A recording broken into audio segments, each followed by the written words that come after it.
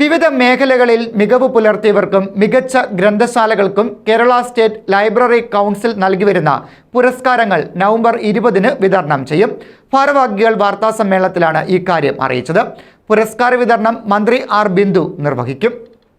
Kerala state library council president KV Kunhikrishnan അധ്യക്ഷനാകുന്ന ചടങ്ങിലാണ് പുരസ്കാര വിതരണം നടക്കുക. പുരസ്കാര സമർപ്പണം NS മാധവൻ നിർവഹിക്കും. സാഹിത്യരംഗത്തെ സമഗ്ര സംഭാവനയ്ക്കുള്ള 2022 IV ദാസ് പുരസ്കാരം M മുകുന്ദനും 2023 പ്രൊഫസർ M ലീലാവതിക്കുമാണ് നൽകുന്നത്. 2022 കടമ്മനിട്ട പുരസ്കാരം സിൻ എന്ന നോവലിന് ഹരിദാസ് സാവിത്രിക്കാണ്. മികച്ച ഗ്രന്ഥശാല പ്രവർത്തകനുള്ള PN പണിക്കർ പുരസ്കാരം പൊൻകുന്നം സെയ്ദിന് നൽകും. മികച്ച ഗ്രന്ഥശാല പുരസ്കാരങ്ങളും നാടകോത്സവത്തിൽ 1, 2, 3 സ്ഥാനങ്ങൾ നേടിയവർക്കുമുള്ള പുരസ്കാരങ്ങളും ഇതോടൊപ്പം വിതരണം ചെയ്യും.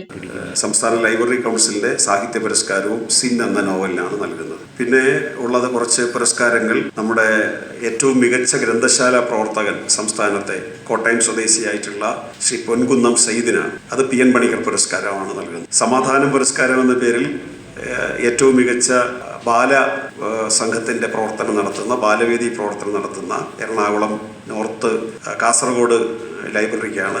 അതുപോലെ മറ്റൊരു അവാർഡ് എറണാകുളം കടാമംഗലം പപ്പുകുട്ടി ഗ്രന്ഥശാലയ്ക്കാണ്. അപ്പോൾ ഈ അവാർഡ് സമ്മാനിക്കുന്നത് NS മാധവനാണ്. അവാർഡ് സമ്മേളനം ഉദ്ഘാടനം ചെയ്യുന്നത് ഉന്നത വിദ്യാഭ്യാസ വകുപ്പ് മന്ത്രി ശ്രീമതി ബിന്ദു ടീച്ചറാണ്. ഇത് ഉന്നത വിദ്യാഭ്യാസത്തിൻ്റെ നിയന്ത്രണത്തിലുള്ളതാണ് നമ്മുടെ ഗ്രന്ഥശാല സംഘം. വാർത്താ സമ്മേളനത്തിൽ പുരസ്കാര നിർണയ സമിതി കൺവീനർ ഡോക്ടർ PK ഗോപനെ കൂടാതെ ജില്ലാ library council president KB Muralikrishnan, secretary D Sukesan എന്നിവരും പങ്കെടുത്തു. ന്യൂസ് ബ്യൂറോ, കൊല്ലം.